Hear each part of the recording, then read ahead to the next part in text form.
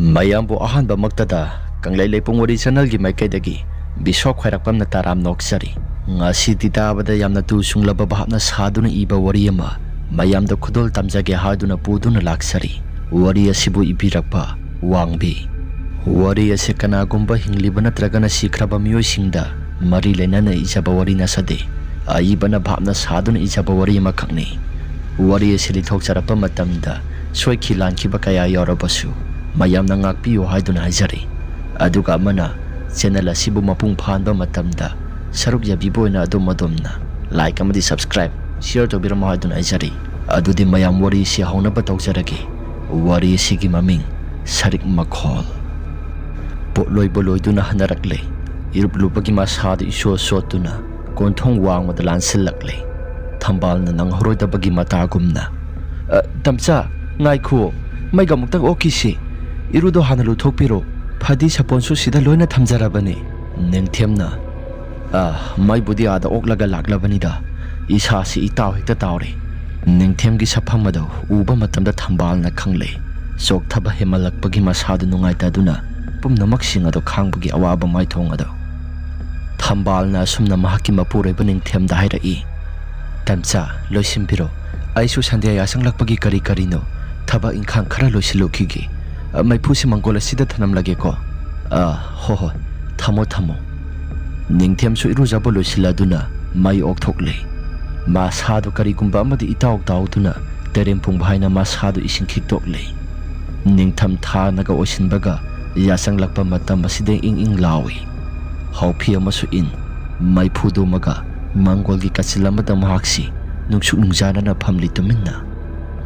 ngasi gi numesi masuno ngasi nongasi imang hekta manglamba pumnamak singasi khajiktang oiraba sumayak sengbagum tawi thabalgi mangala sisu khara urakle asomna ningthemna murum sonduna leiringai matam maduda tanja sana laklamba mayadasu phutlaung hekta mutkre mai mutkibaduna hena thabalgi mangala da mayak sengbagum tarakle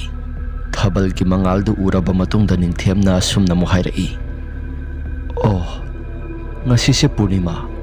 hayeng tara taruk ni panba as numit thaban kaksyama ta khangdrabani karibu thoklakaba thambala du pudona mapai mangol tamna mahakna tholai nungsisu liri sitli purakli ba pudona do mutkini haibagi mata gumna mahakna makhutna manakhan thambalna mai sisune sangnain hek lakte da onthokpagi matawni manglamba nongpum namak singa sisu loin hekta phakraba male is thabal mangala sidi onthokna phajakreda thambal su hedo haina mahaksu sanglaktuna podona du thami aduga makha tana mo hairai nuksi sisune khara khajikta kanbanati yamne hena kankhre tamusa manung doina sanga silawo ithanta leibudo kaya hainadi khirum isasi kaya hainadi thambal gi wahe do taba matamda ningthemna mahaki nupida yeklai miyeng amakhakni wahai dia mata haida somtring konthong wang mada yengduna lei aduga masinda su kari no khara sonba horai aigi marupni aigi awaba nungai ba pumna maksaruk yamina khiba aigi marupni ningthemgi wahai pumna maksinga do taba matamda thambalna sumna hairai thoina khanjim biranu siare tamasa miyoi ba khudi maksi sigadaba ngaktani hena khanjilurage hena nungai taba poknabani nongma natraga nongma de khoisu taibang bana se thadok tuna sakhigadaba ngaktani ado sangbirao ai hane imungda sanglam lage ko podona sisu kuina thamba yaroi nungsisu yamna kali tamosa si hairam laba matungda thambal su imungda sangkhre ningthemdi ngasai makhai mahak ma sana gyan amate hek ta daba makhai maksu nungsuk nungjana na ungduna lei adumna leiriba matam maduda ngasai makhai uramdaba saktam ama karigumba ama mahakna thabalgi mangala duda uraklibado munna karino haiduna laksinaba hotnari ngasai mai mutkiba thambalna mapanda tholakpa matamda konthongse do kana kumba masak khangdaba amana lawthoknaba yamna kanna hotnaribado munna yenglibani ningthem su wakhalda mahakna mahaki wakhalna khalibara haiduna wakhal sumo khalli adubu ichingchingnaba mai thongga loinana tung onthoktuna thambal bu kawi adubu thambala do kauringai matamda mahaki mamitta karino khangdaba imungi lamyai waiduda musin muraga iwang ba ama ꯑꯃꯝꯕ ꯃꯔꯛ ꯑꯗꯨꯗ ꯃꯍꯥꯛꯅ ꯆꯪꯈꯤꯕꯗꯣ ꯃꯍꯥꯛꯁꯨ ꯎꯈꯤꯒꯨꯝ ꯇꯧꯏ꯫ ꯑꯗꯨꯒ ꯇꯧꯔꯤꯕ ꯃꯑꯣꯡ ꯃꯇꯧ ꯄꯨꯝꯅꯃꯛꯁꯤꯡ ꯑꯗꯨ ꯀꯔꯤꯅꯣ ꯍꯥꯏꯗꯨꯅ ꯅꯤꯡꯊꯦꯝꯁꯨ ꯃꯃꯤꯠ ꯃꯅꯥꯗꯨ ꯅꯣꯏꯗꯨꯅ ꯋꯥꯈꯜ ꯑꯃꯨꯛꯁꯨ ꯈꯜꯂꯤ꯫ ꯑꯩꯕꯨ ꯍꯧꯖꯤꯛꯋꯥꯏꯗ ꯎꯈꯤꯕꯗꯨꯕꯨ ꯀꯔꯤꯅꯣ? ꯑꯩꯒꯤ ꯋꯥꯈꯜꯁꯤꯅ ꯁꯥꯒꯠꯂꯒ ꯎꯔꯤꯕ꯭ꯔꯥ? ꯀꯔꯤꯅꯣ? ꯉꯁꯤ ꯑꯩꯒꯤ ꯏꯋꯣꯡ ꯏꯇꯧ ꯄꯨꯝꯅꯃꯛꯁꯤꯡ ꯑꯁꯤꯕꯨ ꯑꯩ ꯏꯁꯥꯁꯤ ꯀꯌꯥ ꯍꯩꯅꯈꯤꯗ꯭ꯔꯦꯗ꯫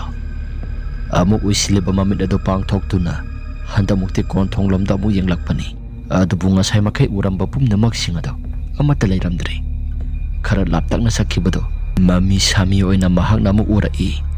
ꯑꯗꯨꯕꯨ ꯃꯍꯥꯛꯅ ꯎꯔꯤꯕ ꯀꯣꯟꯊꯣꯡ ꯇꯝꯅ ꯆꯠꯈꯤꯕ ꯃꯃꯤ ꯑꯗꯨ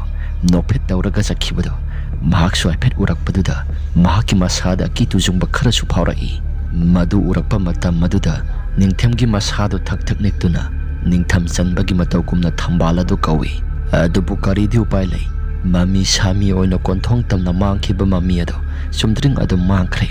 ꯑꯗꯨꯕꯨ ꯃꯥꯡꯈꯤꯕ ꯃꯤꯇꯝ ꯑꯗꯨ ꯊꯣꯡꯒꯥꯜꯒꯤ ꯄꯨꯈ꯭ꯔꯤ ꯃꯅꯥꯛ ꯋꯥꯏꯗ ꯍꯧꯔꯤꯕ ꯏꯋꯥꯡ ꯋꯥꯡꯅ ꯍꯧꯔꯤꯕ ꯁꯤꯂꯩꯃꯥ ꯃꯈꯣꯡ ꯑꯗꯨꯗ ꯑꯗꯨꯝ ꯃꯨꯟꯅ ꯌꯦꯡꯂꯤ꯫ ꯅꯤꯡꯊꯦꯝꯒꯤ ꯃꯇꯧ ꯀꯌꯥꯁꯤꯡ ꯑꯗꯨꯗ ꯊꯝꯕꯥꯜꯅ ꯃꯍꯥꯛꯀꯤ ꯇꯨꯡ ꯊꯪꯕ ꯁꯔꯨꯛꯇꯒꯤ ꯀꯧꯔꯛꯏ꯫ ꯇꯝꯆꯥ, ꯇꯝꯆꯥ꯫ ꯅꯤꯡꯊꯦꯝ ꯑꯗꯨ ꯊꯝꯕꯥꯜꯅ ꯍꯟꯖꯤꯟ ꯍꯟꯖꯤꯟ ꯀꯧꯔꯤꯕꯗꯣ ꯑꯃꯠꯇ ꯇꯥꯗꯕ ꯃꯈꯩ ꯃꯪꯗꯨꯅ ꯃꯍꯥꯛꯅ ꯂꯩꯔꯤꯕꯗꯣ ꯃꯗꯨꯗ ꯑꯃꯠꯇ ꯍꯦꯛ ꯇꯥꯗꯕ ꯃꯈꯩ ꯃꯍꯥꯛꯁꯨ ꯇꯨꯃꯤꯟꯅ ꯇꯥꯔꯪ ꯃꯥꯂꯪ ꯑꯃꯗ ꯂꯩꯔꯝꯃꯤ꯫ ꯃꯗꯨ ꯇꯥꯃꯜꯂꯛꯇꯕ ꯃꯔꯝꯅ ꯊꯝꯕꯥꯜꯅ ꯃꯍꯥꯛꯀꯤ ꯂꯦꯡꯖꯨꯝ ꯑꯗꯨ ꯄꯥꯏꯗꯨꯅ ꯑꯃꯨꯛ ꯀꯧꯔꯛꯏ꯫ ꯊꯝꯕꯥꯜꯅ ꯂꯦꯡꯖꯨꯝ ꯄꯥꯏꯗꯨꯅ ꯀꯧꯔꯛꯄꯗꯨꯗ ꯅꯤꯡꯊꯦꯝꯒꯤ ꯃꯁꯥꯗꯨ ꯑꯀꯤ ꯈꯪ ꯅꯪꯕꯗꯧꯅ ꯃꯁꯥꯗꯨ ꯈꯪꯄ꯭ꯔꯦꯛ ꯈꯪꯏ꯫ ꯃꯍꯥꯛꯀꯤ ꯃꯇꯧ ꯀꯌꯥꯁꯤꯡ ꯑꯗꯨꯅ ꯊꯝꯕꯥꯜ ꯑꯗꯨ ꯀꯩꯗꯧꯔꯒꯦ ꯍꯥꯏꯗꯨꯅ ꯍꯪꯏ꯫ ꯃꯗꯨꯗ ꯅꯤꯡꯊꯦꯝꯅ ꯀꯔꯤꯁꯨ ꯇꯧꯗꯦ ꯍꯥꯏꯗꯨꯅ ꯄꯥꯎꯈꯨꯝ ꯄꯤꯔꯛꯈꯤ꯫ ꯊꯝꯕꯥꯜꯅ ꯋꯥ ꯃꯈꯥ ताना ꯍꯥꯏꯔꯛꯈꯤ꯫ ꯀꯔꯤꯅꯣ ꯃꯪꯂꯒ ꯑꯗꯨꯝ ꯐꯝꯂꯒ ꯂꯩꯔꯤꯕꯗꯣ? ꯆꯪꯂꯁꯤ ꯂꯥꯛꯑꯣ, ꯆꯪꯂꯁꯤ ꯂꯥꯛꯑꯣ ꯍꯥꯏꯔꯝꯂꯒ ꯀꯔꯤꯅꯣ ꯀꯣꯟꯊꯣꯡ ꯇꯝꯅ ꯑꯗꯨꯝ ꯃꯨꯟꯅ ꯌꯦꯡꯗꯨꯅ ꯂꯩꯔꯤꯕꯗꯣ? ꯀꯔꯤ ꯋꯥꯈꯟꯕꯨ ꯈꯜꯂꯤꯕꯅꯣ? ꯅꯤꯡꯊꯦꯝ ꯑꯗꯨ ꯏꯐꯤꯡ ꯐꯤꯡꯅ ꯑꯩꯕꯨ ꯀꯩꯗꯧꯈ꯭ꯔꯒꯦ? ꯊꯝꯕꯥꯜꯁꯨ ꯃꯄꯨꯔꯣꯏꯕ ꯅꯤꯡꯊꯦꯝꯒꯤ ꯃꯇꯧ ꯀꯌꯥꯁꯤꯡ ꯑꯗꯨꯗ ꯀꯔꯤꯅꯣ ꯍꯥꯏꯗꯨꯅ ꯈꯜꯂꯤ꯫ ꯃꯗꯨꯗ ꯀꯌꯥ ꯊꯣꯏꯗꯣꯛꯅꯗꯤ ꯍꯦꯟꯅ ꯈꯟꯖꯤꯟꯕ ꯇꯧꯗꯅ ꯅꯤꯡꯊꯦꯝꯗ ꯇꯞꯅ ꯍꯥꯏꯔꯛꯏ꯫ ꯂꯥꯛꯑꯣ, ꯑꯩ ꯏꯃꯨꯡꯗ ꯏꯊꯟꯇ ꯂꯩꯕꯗ ꯅꯨꯡꯉꯥꯏꯇꯦ ꯇꯧꯕꯅꯤ꯫ ꯃꯩꯅꯒ ꯃꯩ ꯃꯝꯕꯅꯤ, ꯏꯊꯟꯇ ꯀꯤꯕꯣꯏ ꯈꯪꯕꯣꯏ ꯏꯍꯩ ꯍꯩꯅꯗ꯭ꯔꯦ꯫ ꯂꯥꯛꯑꯣ, ꯆꯪꯉꯁꯤ ꯂꯥꯛꯑꯣ꯫ ꯍꯣꯏ ꯆꯪꯂꯁꯤ꯫ ꯃꯩꯒ ꯂꯥꯛꯇꯕꯁꯤꯗ ꯋꯥꯈꯜꯗꯣ ꯅꯪꯅ ꯀꯤꯕꯒꯨꯝ ꯇꯧꯔꯤꯕ ꯑꯣꯏꯔꯝꯕꯁꯨ ꯌꯥꯏꯗ꯫ ꯐꯔꯦ ꯆꯪꯂꯁꯤ꯫ ꯑꯁꯨꯝ ꯇꯧꯗꯨꯅ ꯊꯝꯕꯥꯜꯒ ꯅꯤꯡꯊꯦꯝꯒ ꯏꯃꯨꯡ ꯇꯝꯅ ꯆꯪꯈ꯭ꯔꯦ꯫ ꯑꯍꯤꯡꯒꯤ ꯅꯣꯡꯌꯥꯏꯒꯤ ꯃꯇꯝꯅꯤ꯫ ꯅꯣꯡꯌꯥꯏ ꯆꯪꯂꯛꯄ ꯃꯇꯝ ꯑꯁꯤꯗ ꯎꯈꯤꯕ ꯃꯌꯥꯝ ꯄꯨꯝꯅꯃꯛꯁꯤꯡ ꯑꯗꯨ ꯅꯤꯡꯊꯦꯝꯗꯤ ꯃꯁꯥꯗꯨ ꯆꯥꯅꯤꯡ ꯇꯥꯅ ꯇꯨꯝꯊꯕ ꯌꯥꯗ꯭ꯔꯦ꯫ ꯋꯥꯈꯜꯗꯁꯨ ꯃꯣꯟ ꯈꯜꯂꯛꯏ꯫ ꯅꯥꯀꯜꯗ ꯃꯍꯥꯛꯀꯤ ꯄꯥꯝꯕꯣꯝꯗ ꯉꯥꯊꯗꯨꯅ ꯇꯨꯝꯊꯔꯤꯕꯤ ꯊꯝꯕꯥꯜꯗꯣ ꯃꯍꯥꯛꯅ ꯅꯨꯡꯁꯤꯅ ꯌꯦꯡꯂꯛꯏ꯫ ꯃꯍꯥꯛꯀꯤ ꯑꯀꯤꯕ ꯋꯥꯈꯜ ꯃꯔꯛ ꯑꯗꯨꯗ ꯌꯦꯡꯅ ꯃꯆꯤꯟꯗꯁꯨ ꯑꯁꯨꯝꯅ ꯁꯣꯜꯂꯤ꯫ ꯑꯩꯕꯨ ꯍꯥꯏꯗꯣꯛꯄꯅ ꯐꯒꯗꯧꯔꯤꯕ꯭ꯔꯥ? ꯍꯥꯏꯔꯨꯔꯒꯅ ꯀꯔꯤ? ꯑꯃꯨꯛ ꯀꯤꯈ꯭ꯔꯕꯗꯤ? ꯃꯃꯥꯡꯊꯛꯀꯤ ꯋꯥꯍꯩ ꯑꯃ ꯅꯤꯡꯊꯦꯝꯁꯨ ꯅꯤꯡꯁꯤꯡꯂꯛꯏ꯫ ꯃꯤꯌꯥꯏ ꯆꯜꯂꯕꯤ ꯅꯨꯄꯤ ꯑꯃꯅ ꯃꯔꯣꯟ ꯏꯈꯣꯏ ꯈꯣꯏꯅ, ꯍꯥꯏ ꯏꯕꯨꯡꯉꯣ ꯅꯤꯡꯊꯦꯝ, ꯌꯦꯡꯉꯨꯇꯨ ꯅꯈꯣꯏꯒꯤ ꯄꯨꯈ꯭ꯔꯤ ꯃꯄꯥꯟꯗ ꯍꯧꯔꯤꯕ ꯁꯤꯂꯩꯃꯥ ꯄꯥꯝꯕꯤ ꯑꯁꯤ ꯃꯁꯤ ꯈꯔ ꯊꯨꯅ ꯌꯥꯟꯊꯠꯈꯣ꯫ ꯇꯤꯡꯃꯨ ꯂꯩꯃꯨ ꯌꯥꯝꯅ ꯆꯦꯟꯕꯅꯤ꯫ ꯑꯩꯅ ꯍꯥꯏꯔꯤꯁꯦ ꯊꯥꯖꯗꯕ ꯇꯧꯒꯅꯨꯀꯣ꯫ ꯑꯁꯤ ꯍꯥꯏꯔꯒ ꯊꯥꯖꯗꯕ ꯇꯧꯒꯅꯨ ꯍꯥꯏꯗꯨꯅ ꯅꯨꯄꯤꯗꯨꯅ ꯍꯥꯏꯔꯝꯃꯤ꯫ ꯍꯥꯏꯔꯝꯂꯕ ꯃꯇꯨꯡꯗ ꯇꯨꯡ ꯍꯟꯅ ꯌꯦꯡꯗꯨꯅ ꯑꯗꯨꯝ ꯆꯠꯈꯤ꯫ ꯃꯆꯤꯟꯗꯁꯨ ꯀꯔꯤꯅꯣ ꯃꯨꯔꯨꯝ ꯁꯣꯟꯕꯗꯣ꯫ ꯅꯤꯡꯊꯦꯝꯁꯨ ꯍꯅꯨꯕꯤꯗꯨꯅ ꯍꯥꯏꯔꯝꯕ ꯋꯥꯍꯩ ꯄꯨꯝꯅꯃꯛꯁꯤꯡ ꯑꯗꯨ ꯅꯥꯁꯣꯟ ꯄꯤꯛꯅ ꯃꯍꯥꯛꯀꯤ ꯅꯥꯀꯣꯡꯅ ꯇꯥꯗꯨꯅ ꯂꯩꯍꯧꯏ꯫ ꯅꯤꯡꯊꯦꯝꯁꯨ ꯍꯅꯨꯕꯤꯗꯨ ꯃꯨꯟꯅ ꯌꯦꯡꯉꯨꯗ꯭ꯔꯕꯅꯤ꯫ ꯑꯁꯨꯝ ꯂꯥꯞꯊꯣꯛꯈꯤꯕꯗꯨꯗ ꯑꯍꯦꯟꯕꯗꯤ ꯑꯃꯠꯇ ꯍꯦꯛ ꯇꯥꯔꯨꯗ꯭ꯔꯦ꯫ ꯑꯗꯨꯕꯨ ꯅꯤꯡꯊꯦꯝ ꯑꯗꯨ ꯑꯃꯨꯛꯇꯪꯗꯤ ꯍꯟꯅ ꯅꯨꯄꯤꯗꯨ ꯌꯦꯡꯒꯦ ꯈꯟꯗꯨꯅ ꯃꯍꯥꯛꯅ ꯇꯨꯡ ꯍꯟꯗꯨꯅ ꯌꯦꯡꯊꯣꯛꯂꯨꯕ ꯃꯇꯝ ꯑꯗꯨꯗ ꯍꯧꯖꯤꯛ ꯉꯥꯏꯍꯥꯛꯇꯪꯒꯤ ꯃꯃꯥꯡꯗ ꯆꯠꯈ꯭ꯔꯦ ꯍꯥꯏꯗꯨꯅ ꯈꯜꯂꯨꯕꯗꯣ ꯅꯤꯡꯊꯦꯝꯒꯤ ꯃꯅꯥꯛ ꯋꯥꯏꯗ ꯍꯅꯨꯕꯤꯗꯨ ꯈꯪꯅꯛ ꯅꯛꯁꯤꯟꯅ ꯃꯃꯤꯠ ꯃꯅꯥꯗꯨ ꯉꯥꯡꯁꯪ ꯉꯥꯡꯅ ꯃꯨꯟꯅ ꯌꯦꯡꯗꯨꯅ ꯂꯩꯔꯝꯕꯗꯣ ꯅꯤꯡꯊꯦꯝꯁꯨ ꯃꯁꯥꯗꯨ ꯈꯪꯅꯤꯡ ꯅꯤꯡꯁꯤꯡꯂꯛꯇꯨꯅ ꯃꯃꯤꯠ ꯄꯥꯡꯅ ꯃꯪꯂꯥꯛꯅꯕ ꯍꯥꯏꯕꯗꯨ ꯑꯣꯏꯔꯛꯂꯦ꯫ ꯅꯤꯡꯊꯦꯝꯁꯨ ꯃꯁꯥꯗꯨ ꯏꯃꯨꯡꯗ ꯂꯩꯅ ꯃꯁꯥꯗꯨ ꯑꯀꯤ ꯇꯨꯖꯨꯡꯕ ꯐꯥꯎꯔꯤ꯫ ꯑꯁꯤꯒꯨꯝꯂꯕ ꯇꯥꯡꯀꯛ ꯃꯇꯝ ꯑꯁꯤ ꯂꯥꯏꯅꯤꯡꯊꯧ ꯁꯅꯥꯃꯍꯤ ꯃꯄꯥꯟ ꯊꯣꯛꯏ ꯍꯥꯏꯅꯕꯅꯤ꯫ ꯂꯥꯏꯅꯤꯡꯊꯧ ꯃꯄꯥꯟ ꯊꯣꯛꯂꯕꯗꯤ ꯀꯔꯤꯒꯨꯝꯕ ꯑꯃ ꯁꯣꯏꯗꯅ ꯊꯣꯛꯂꯕ ꯌꯥꯏ ꯍꯥꯏꯅꯔꯤꯕꯅꯤ꯫ ꯍꯟꯗꯛ 4ꯅꯤ 5ꯅꯤ ꯑꯁꯤ ꯑꯅꯥ ꯑꯁꯥꯕ ꯅꯨꯡꯁꯤꯠ ꯃꯌꯥꯝ ꯑꯃ ꯁꯤꯠꯂꯤ꯫ ꯑꯗꯨꯒ ꯑꯊꯦꯡ ꯑꯃꯝꯗꯁꯨ ꯍꯨꯏ ꯃꯌꯥꯝ ꯑꯃꯅ ꯃꯇꯥꯡ ꯆꯥꯗꯅ ꯌꯥꯝꯅ ꯀꯞꯄ, ꯅꯣꯡꯊꯤ ꯅꯣꯡꯃꯪꯕ ꯌꯥꯝꯅ ꯇꯧꯕ꯫ ꯃꯤꯁꯤ ꯃꯤꯅꯥ ꯌꯥꯝꯅ ꯊꯣꯛꯂꯒꯗꯕ꯭ꯔꯥ? ꯀꯔꯤꯕꯨ ꯊꯣꯛꯂꯒꯗꯕꯅꯣ? ꯒ꯭ꯌꯥꯟ ꯃꯦꯟꯒ ꯑꯃꯠꯇ ꯍꯦꯛ ꯇꯥꯗꯦꯗ꯫ Ningthemsu makha tana ngasai mangdagi poloi bakaraklaba matam maduda saubana hairakhiba wahaising adu ningsingge haiduna tawrai adubu khalamba wakhal pumnamak sing adu khonjel amana kaihankhre athengba ahingi matam maduda maning thangbada leiriba dhari mapana do maduda khong amana tan tak tak thaduna sarik amana khinglibado ningthemsu tarakle yamna inak nakna makhol sing adu tarakpa matamda ningthem adu akibana langkoi chansingkhre masado aduga thak thak lauba makai masado niktuna masado ki tujungba phaurakle ningthemsu masado ki rabasu kina mapanta tawriba pumnamak sing asi karino mungtangti yengge haiduna wakhalda khanba horakle adumna khanduna leiringai matam maduda yumthang naribaduda kappa laubagi khonjel ama nimphung tarakle kapagi khonjel tarakpa makhol mayam sing aduna maning thangbada taramba aki tujunglaba khonjel mayam sing ado loin hekta manghankre adubu kapagi khonjel adudi mayak sengna sumasum tarakle nakalda tumlibi thambal bu mahakna tamna pambomdagi lokthokuna ningthem hogolai ai thoklagadi amuktangdi yenglurage ai hojik kiba yade kablibasi ine sana hoiki makhoida oibagumsu tawi asumna phamung makhada thamliba sandaladu uble aduga mahaki nakalwaida leiriba toslight ado pairaba matam maduda ningching mangsing naduna mahakasi thoklai thong ado hangdoki hek tawbaga mahak ikhang khanghogdana kaurai thambalna tamcha kadaidano mapanda thokadoribro ningthem masadu ikhang khangna onthorai aduga hiningdana masado amuk pulabon selaktuna khumlai thangnabagi ine sana hoisi makhoigi imung asimi marang langba kumtawi karino tawribasi amuktang yingluge haiduna tawribani nambu makhol asi tadabro kapalaubagi makhol singasi inakta yamna nakna taribasi thambalsu hojikta makhol pumnamak singadu tarakle ngasai makhaide bhap osiludabani masadu ipa pakhana ningthemda yengduna thambalado asumnairai hoine tamsa aidi ngasai makhai bhap osilude nupi amana kappagi khonjel taribasi ine sana natra tamsa amuktang chalusi asi haiduna lakle matai manaw ani do numidang thenglaba matam oibanina lairak phogdok phogjin tawbodu nungai tre haiduna makhoisi konthong tamna koithoktuna lakle thongkalgi pukhri maya do hek yobaga ningthemado karigumba ama ningsinglapugum tawrakle adubu yamna kuina ningsingduna lepadi natte hathu khongthang ado thangduna muk lakle asum tawtana sana hoigi konthong sayado satoktuna sangya haidun hek tawrakpa matam maduda karigumba amana satkro haibagi mata gumna ningthemgi masadu inthokpagum tawraki adubu makha tana tu thabadi natte asumna tawtuna leiringai matam maduda thambaldi masado aphinga phaiona sensingkhre ningthemsu tawriba pumnamak singado karino haiduna sabyungtuna adumak yingtuna leiri thambalna mamang thana sangsingkhibaduda mahaksu wakhaladu tarakle mahaksu tapna sangsilai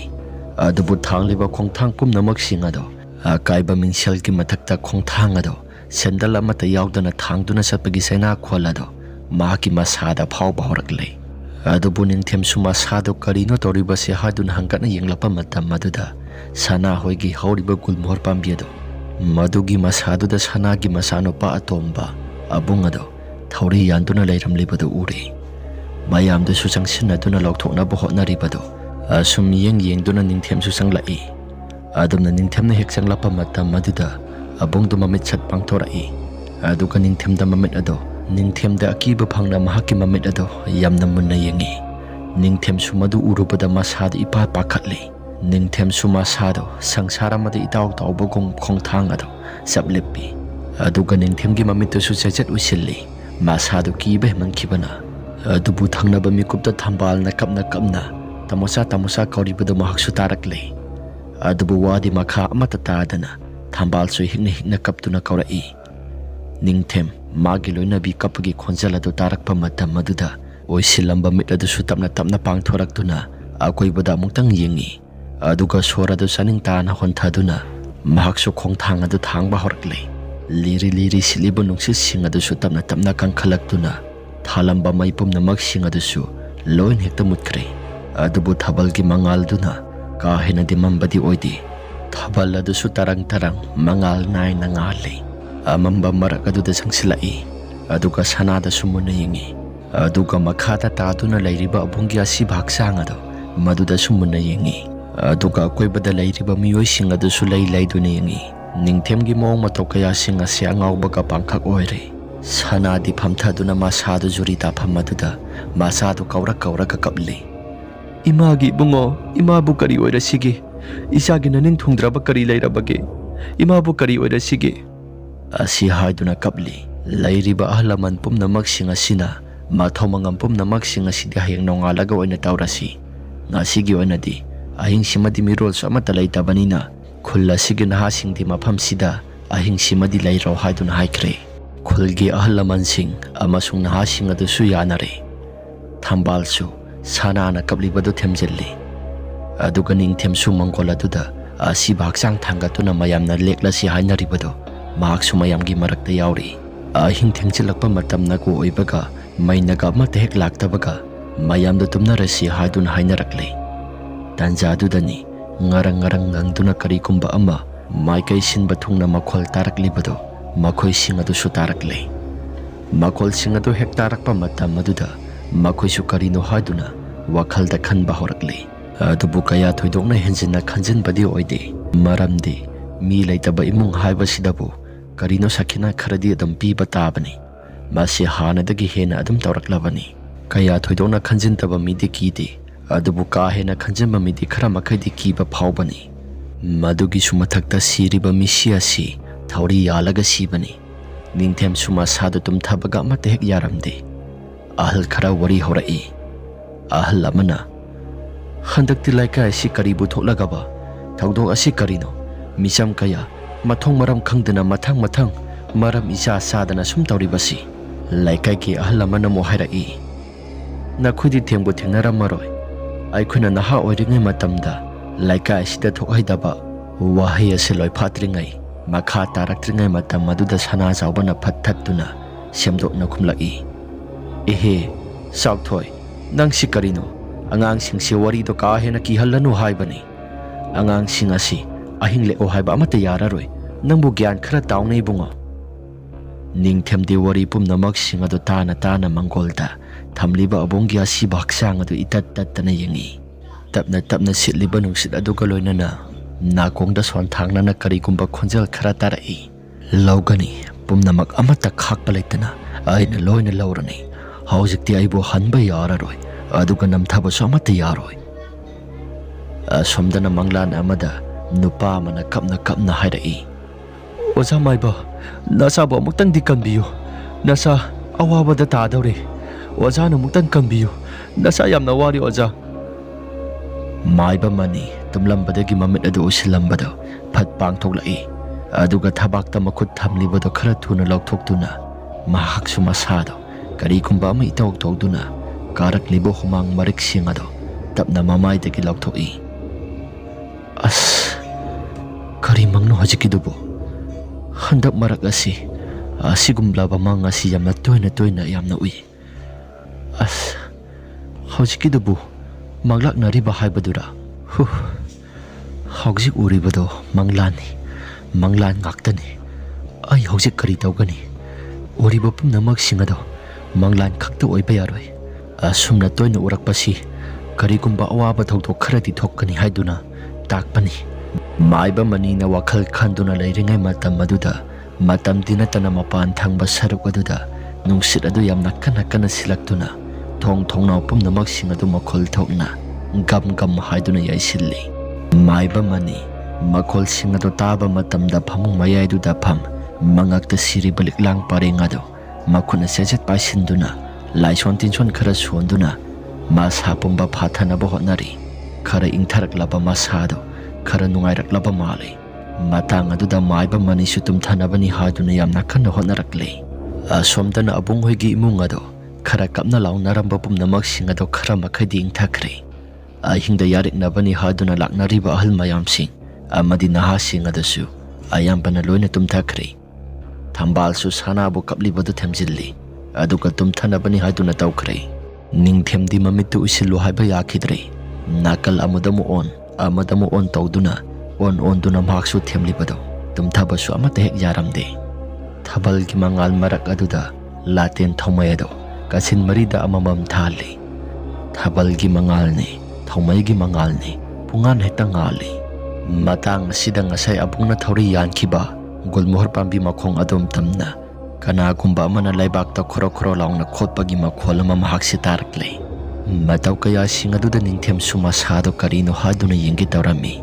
Adubu mahakna yengthokluba matam aduda akiba phanglaba karino mahaki mamitta uba horakle. Karino ada uribasi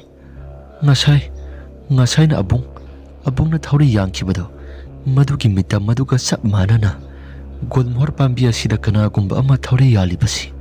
aibu mitna uribra natraga wakhalnara.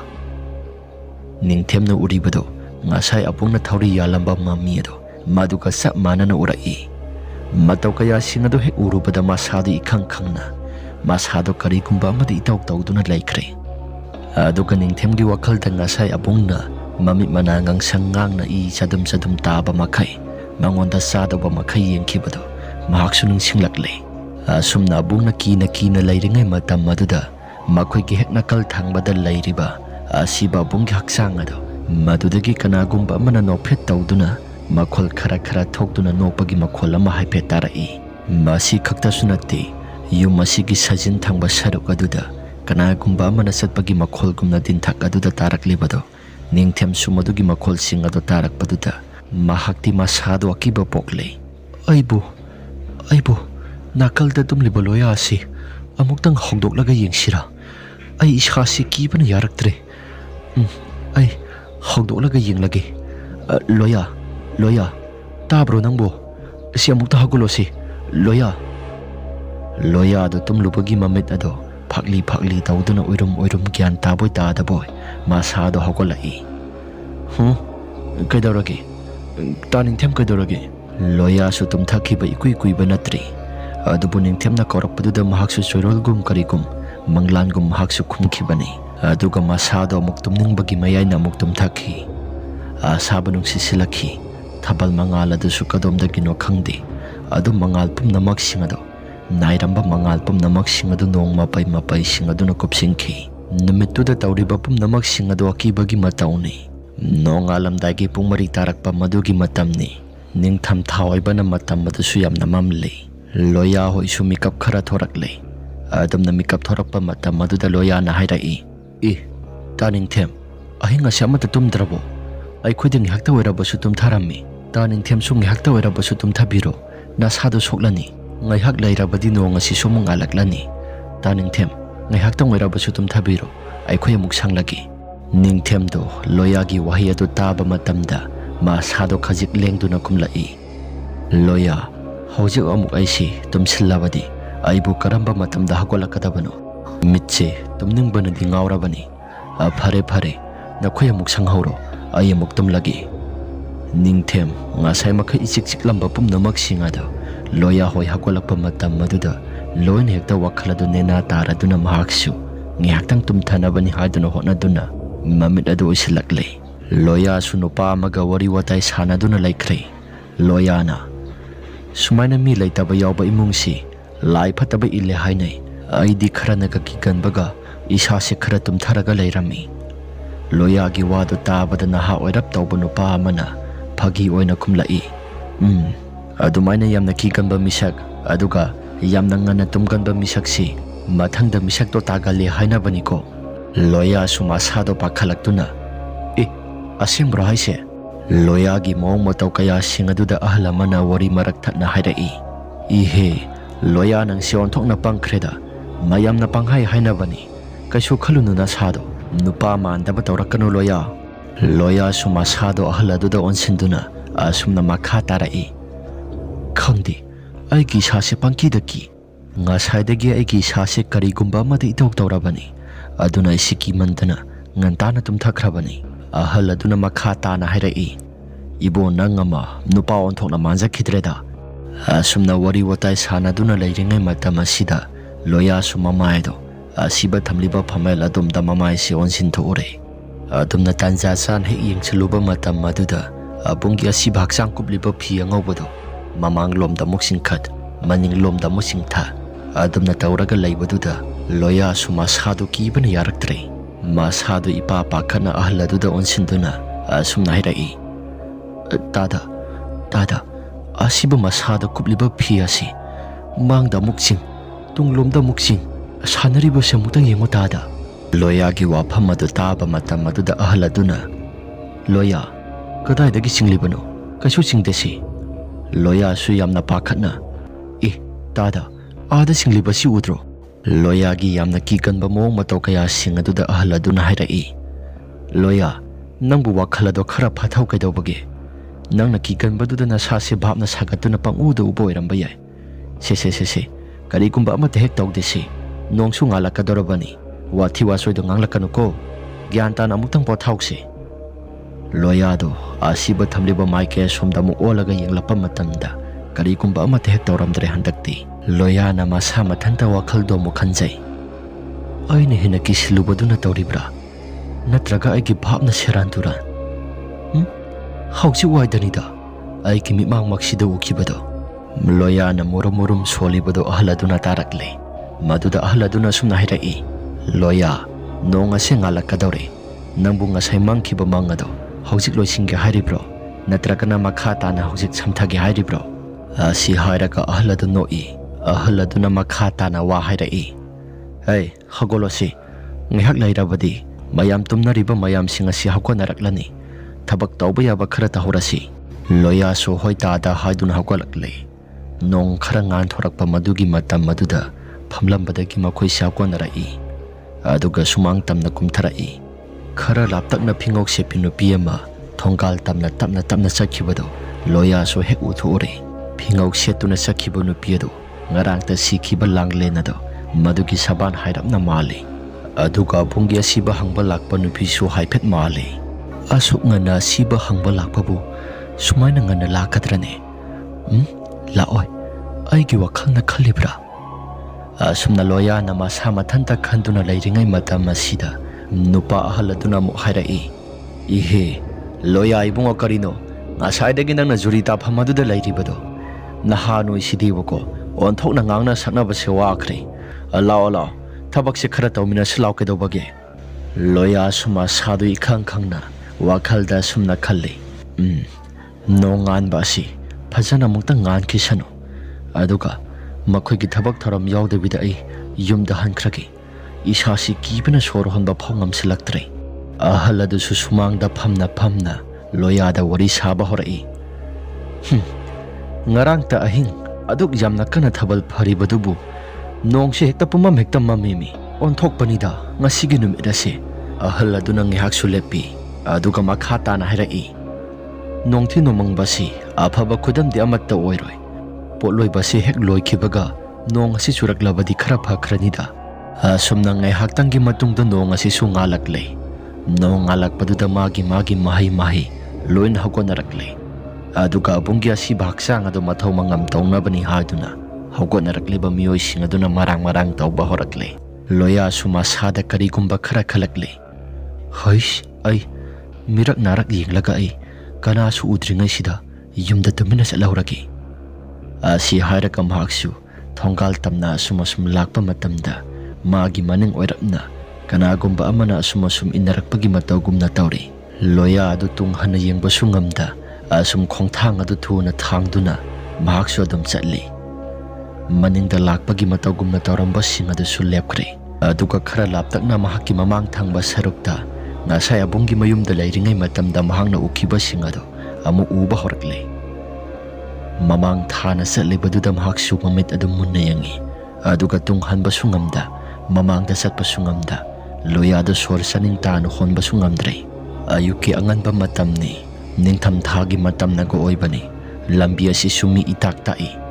aduga laikai si su handak marak mi simina khara toina tholakpa sida lambi se kana gumba ma thek chanadrabani nongnaga mangsilakpani loya gi masadu ihai hainade loya ngai khu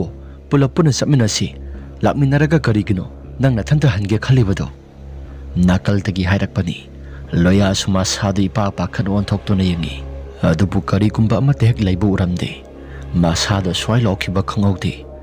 mahakna hojik takiba khonjel ado atei kanagi khonjel natte थौरी यादुना सिखिबा अबुंगी खोंजेलनी अदुमना nganglakpa kaya sing aduna maram oiduna loya gi masadu ipa pakhanna yumdabu yaurabadi haduna wakhalda khara khantharakle aduga khara thuna mamang thana mahaksu sensa chatli amuksu maning lomdagi kaurai abungi khonjelda loya siengkhinu khara tapna saminasi nangna thuna chatlabasu aidi nangi natung inaraktuna dum tanarakani loya do ningtham thagi ayukki matam maduda masado humangna punglupluple kibana suma sasi karigumba ama tawduna masasi tung handuna yengbasu ngamde kaurakliba khonjel asidi abungi khonjel ne haiba khangle adubu tang taba kanano haiduna yengki khanduna maga su tung laithoktuna yenglakle adumna tung laithoktuna yenglakpa matam maduda abungi masagi mangak samaduda thori kongkoi ama hukduna nokmi tawduna maning thangba saruk aduda leplambado mahaksu uthu ure adumna urakpa tanjaduda loya suma sado kibana yaraktre maning hanna mahaksu tung handuna chatli adum hek tawba tanjaduda lambi gi mataida lairiba nung marakado maduda masado upthuna na tusilli adum hek tawrakpa tanjaduda mahaksu masado karigumba amate hek tawdana aphinga phaiwena mahaksi sen thoklakle aduga tung hanna yengba tawdana mahakasi hau thadana selakle sumna sena tung handuna yengba matam maduda abungi mitam maduna ngasai leptuna yengduna lehoba mafam jaga ado madudagi yenglakpa mamit khana yenglakpa do mahaksu uthu ure adumna yenglakpa tanja sida mahaki masa sikibna yaraktre adubo loya na mahaki pangal phudoktuna senjaraklabasu aduk jamna nakna laikhraba mayomado yoba kauba naikhide laisil su asuma sum thajilai mahaki masadu gyamen amata taadana angawbaga pangkha oirakle sor thabet hon laikhomsu itaina yumdabu yorabadi haduna selakpani adubu yum yawnaba selakpa matamda ure mangda nupi ama satlibado madu urubada mahaki masasi karigumba ama tawrakle adubu karigumba amata khanba tawdana masado nupidugi manak tamna sensilli aduga yamna pakhatna ine aina satliba mafam asi kadai waidano nupiado sukhum khumlakte tumina asumak chatli loya do gyan manglaba amagum nupiadugi matung inaduna dum sakre asumna lakpana manglairiba adomda lakle adubu lampak masa ama lairibado madugi nakalda hauriba boroi pambiado madugi manak waida asuma sum sangsinki nupiaduna satliba maikedu urakpa matam maduda loya se gyan tarakpa amagi matagumna asumna hairakhi ine madugi mafam jaga dudi kanagumba amata sangnadabani ine sangkhinu ine asi haiduna hairakpani adubu haijabagi wani nupiadudi karigumba amata taba tawdana mahaki sangpham thokpa dum sangkhi loya su kari wakaldagi no khangde nupidugi matung inaduna asumasum boroi pambi makhong aduda sangkre adum hek sangkhiba matam aduda boroi makhong aduda lairamba uri wari mayam singado loya gi mangak samado lakhatpa horai aduga mamittagi mapi sinthana angawba amagi matagumna boroi pambi makhong aduda kakhatuna asumna masindagi solai aishu nangi natung illaga laklage nang hana sakhinu aroiba wahaini loyagi kari hairam libano haibadi khangde asumna loyagi boroi pambi aduda thauri yan tharakpa matam maduga tan sanana asumdana abunghoigi khangem pham mapa aduda hogdong asiba ama taraklami mayam adasu yamna ngakna yengnai tarakliba asiba hogdong ado kadai waidagino haiduna makhoi mayam asisu yengnai adubu yamna ngakliba amana asiba hogdong asigi mamit ani ado lepa laitana isen tharaki aduga maya adasu karaduna longna taribado mayam su yamna ingakangna yengnai hogdong adugi siriba mong mataw singado mipum khudimangna uruba matamda akiba phawba haibado oire asum tawdana laikagi miyosing tawduna laikagi mangtamna abungki asiba haksang asi puthoknabani haduna tawrakle adumna tawrakpa tanja sida sanado imungdagi aphing aphayoina chenthorakle aduga aigi isa pokhino aigi isa pokhiba yaroi haduna kablakle matau kaya singadu mayamduna su yengba ngamdre kuodo khara thuna sangkhalaklaba matam maduda abungki asiba haksang adu puthokpa horakle abunghoigi makhoigi konthong lanthorakpa horakpa madugi matamne ningthem suma sado karigumba khara khalaktuna tunghana yenglai adumna tunghana yenglapa matam maduda abungoygi makoygi konthong aduda loyado mamit manangang sangang na ningthemda mamit khana yinglibado mahak su urakle ningthemna wakhal da khalai karino loya haiba ngang asina poloi bayawgani haduna laklaga mahakna lehori basi kari maramgi oiraba sano wakhal da khalingai matam aduda khonjel ama muktarai pukhraba suna khoina kanba ngamloi ai budi khonjel adugi maikai tamna ningthem adu yenglakpani adubo hogjing yaktangi mamangda leiramba loya ado amuk laiba uramdri ningthem suma sada kari kumba khara khanduna imung tamna muk yengi adubo imung ado kana kumba ama tek laite adubo manungdagi kana kumba ama laibagi shom kharadi phangi masado kari kumba ama ta khanjin batawdana mahak suma yamna satnaribado madugi matung inaduna adum sakre asumna sum lakpa tanjaduda lambi da kapna launa bagi khonjel tana pungna nille ngai haktangi matungda ningthem su kari wakhal degino khangde mamangda asiba puribado maduda mahaksu yengthoklore adumna yengluba matam maduda mamang ithang thangna saliba nupa dugi hek nakal thangba sarukta loyagi phuridado napia kangba itai tai upul waifulna su pumtai tai duna salibado ningthem su uthu ure ningthem su mamet ado sejana usinduna asumna wakhal da khalai aigi mit asina uribasi aigi wakhalla natragana manglan singla karino ai taibangla karino ai gyamen amate hek tadre nga sai loya ga nganbada wari sana khiba ahlado mahak adu su asum sana sana saminari bamiyo singada wari sana sana duna dum lai adubu laisin nong phai marak aduda laikai gi lampak ta hauriba boroi pambiado maduda kana gumba ama isi siba makai mathak ta ki thauri yalibado laisil gi marak aduda khara khara urai adubu ahla sina thauri yaliba se kana no haiduna phana kana laksina bo honai adubu ngamba kaubudi lairamde masada su kari gumba khara akiba phauduna mahaka saminariba miyoi singa sida mahakna asumna hairai hai nahasa yingoni nakhoibo lampaki matai da hauriba kanagumba amata sangnaba ngamnadraba boroi pambia sida masigi wasa sida kanagumba ama thauri yalibasi nakhoibu uribro natraga aigi mitnara nakhoibo amukta yengo naha singadu su lampak matai da hauriba boroi pambia do madugi manak tamna sangsilli aduga kanano haiduna yengi masinda su murum soli ahla duga naha kharaga sangsilaktuna yengle adumna sangsilaktuna yengba matamda ure boroi pambi masadu da loya gi asiba kisanga da thauri yanduna lairibado makhoi su urakle madu urakpa matam madu da mayam singado ngakpana kham thengle aduga ngasai loya ga wari sana khiba yamna ngana tumba aduga yamna ki kanba misagasi mahakna mathangda tai hakiba nupado mahakti masadu kiba phauraduna masinda makhutna mensilli makhoi mayam gi maraktagi nupa mana asumna hairai karino handak khulai ka asida tawriba mayam singasi karigumba amadi tawre masi soidana sumbatai amanamuk loya singarang da natra ngarang dani abong hoide yarek palak lambado aduga karino ngasi tawriba mayam singasibu nupa ahala duna nungsuk nungjana na wakhal da nungai ta duna sumna hairai ngasai aiga swangan ba ayukta wayasi lamsita sit tawrambani adubu handak tawriba mong matok singasi karino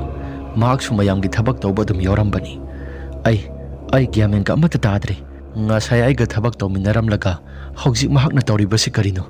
ai khanpham khangdre mi khara na boroi makhong do omsina duna leibdo ure adubu urabasu mi khara si baksang puribado abungi thoramadu di mapung phalam la ke khan asom boroi makhong pambi adom da mai onsaludre abungi thoramadu loiraduna mayam singa sisu hanakre aduga lehoriba haibabu makhoi nupa kharaga ningthemga khakta ngai hore mai tharibadu su tumba ngai boina matang aduda ningthemadu su mi omsinariba adomdo amuktangdi yinglugi haduna ningthemado mamai leiduna lakle ningthem su boroi makhong tamna lakpa tanjaduda mahak su mayek sengna ure matau kaya singadu uruba matam aduda mahak su masadu ngakpana khamthengle uri wari mayam singaduna masado thojinduna masa pumba ina pumtai tai laibak makhada hiptuna thamlibado ningthem su uruba matamda masado tu sungkhiba khangaudi ngasai mahakna ukhiba pumnamak singado amamam to oina ningsinglai ningsinglubada sor honkani haiba kawkhre